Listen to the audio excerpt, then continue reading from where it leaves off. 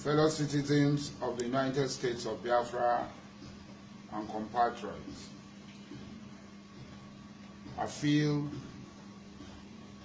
a very grave pain in my heart as I speak today,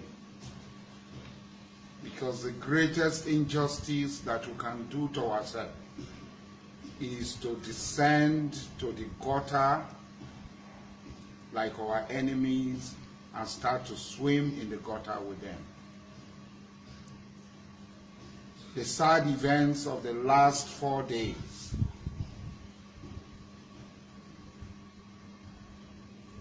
is negatively impacting on us as a people,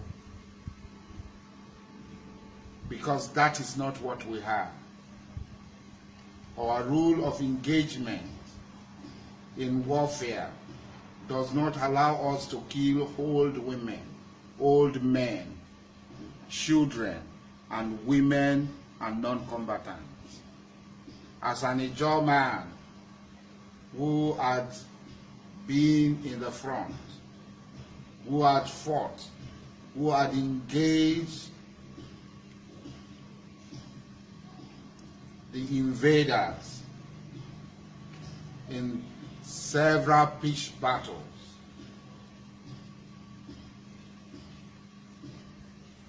I know that once we leave our values and try to imitate them and accept their values and be guided by their own norms, then we have lost it.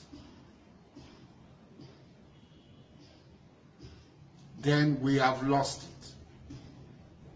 There was no need. There was no need whatsoever. It does not make us greater. It does not make us braver. It does not satisfy anything for us to harm those who are not harmed. It is cowardice for you to shoot a man behind his back.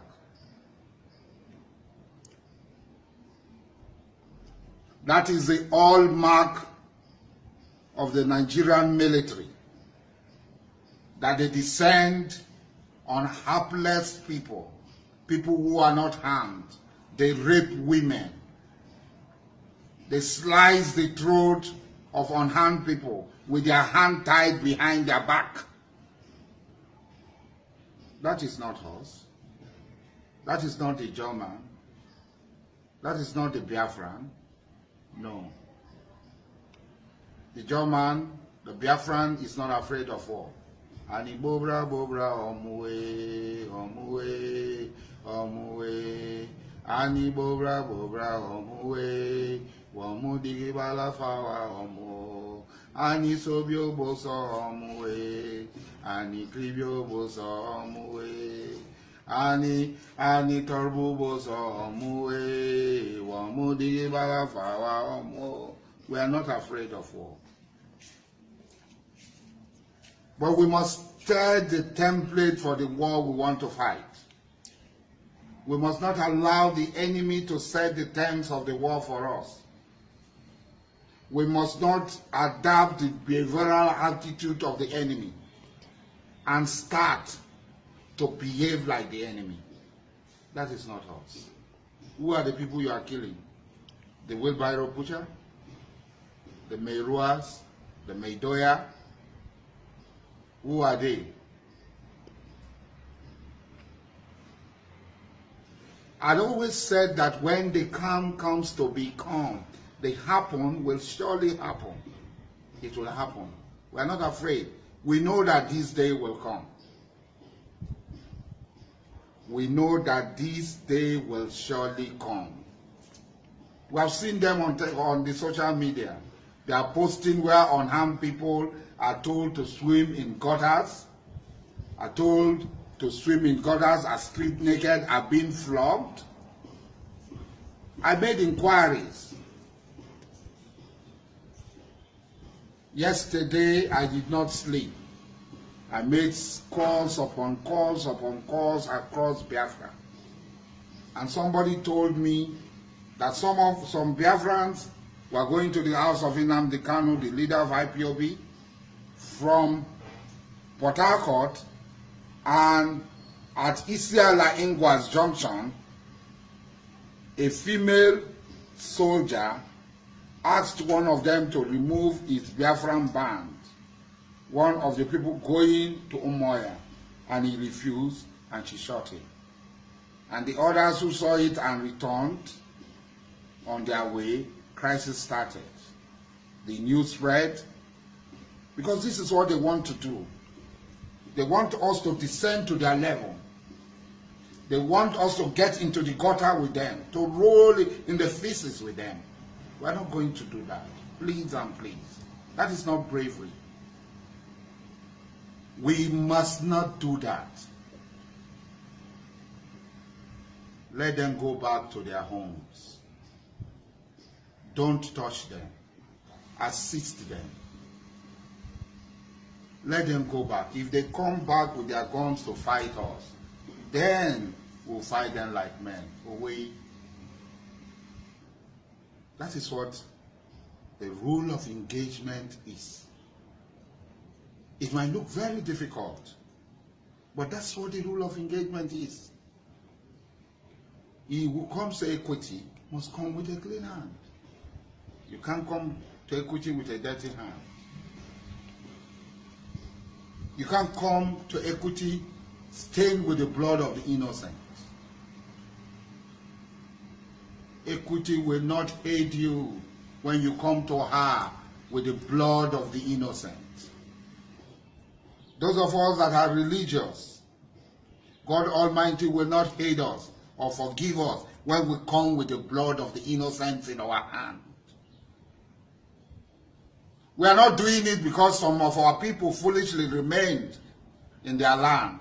That is their business. Their remaining in their land will not prevent us from fighting for our freedom.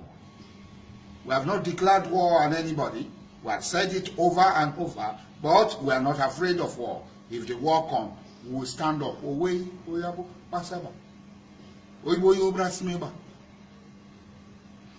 There's no doubt about it. But you are not a man when you take a knife to kill a girl, a small girl, selling orange because she's from there. No.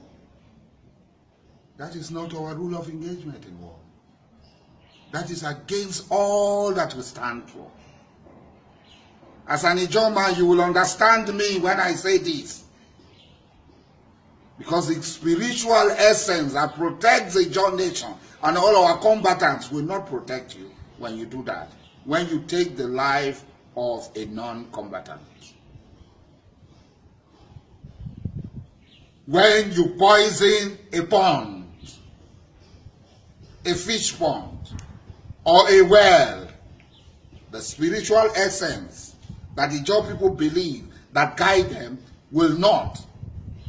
Which is also Biafra, because I'm an Ijaw man, and as a Biafran, I want to fight. I must be guided by this law not to poison the pond where people drink from, the well where people drink from, not to kill pregnant women, not to kill babies, not to kill girls, not to kill old men and women, and not to kill non-combatants. It might sound very difficult. I'm continuing to repeat it because it's a burden in my heart.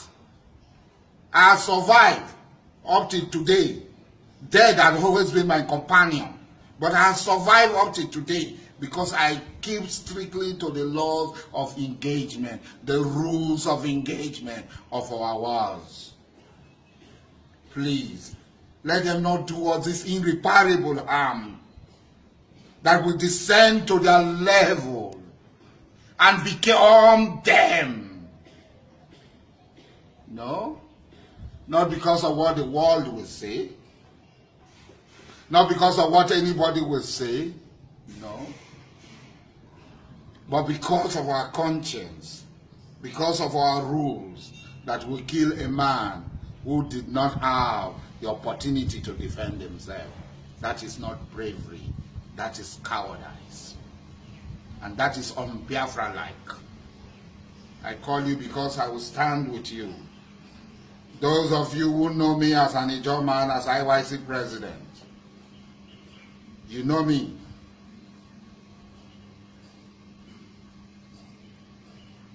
And you know what I stand for. But I've never stood for killing an unarmed man, an unarmed woman, not to talk of babies and pregnant women. If they want to leave our land, we should escort them to the parks, put them in their vehicles, give them their properties, if they have any. Let them leave our land.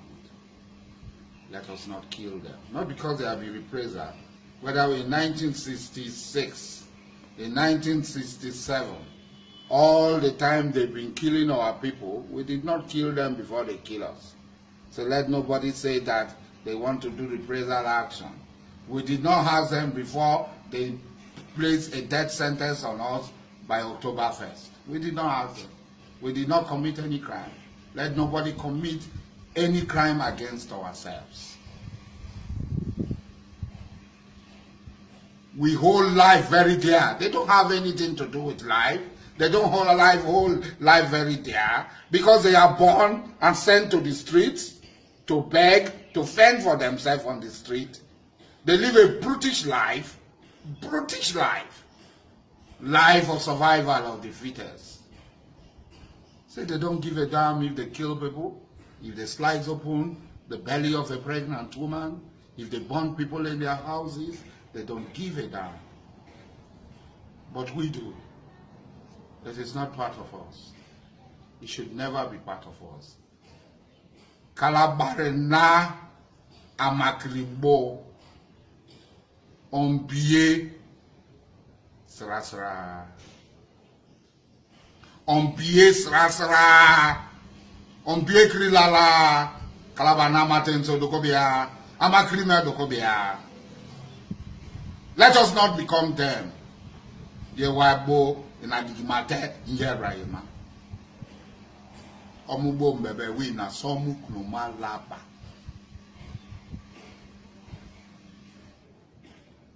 Omubo mbebe wina somu knuma laba.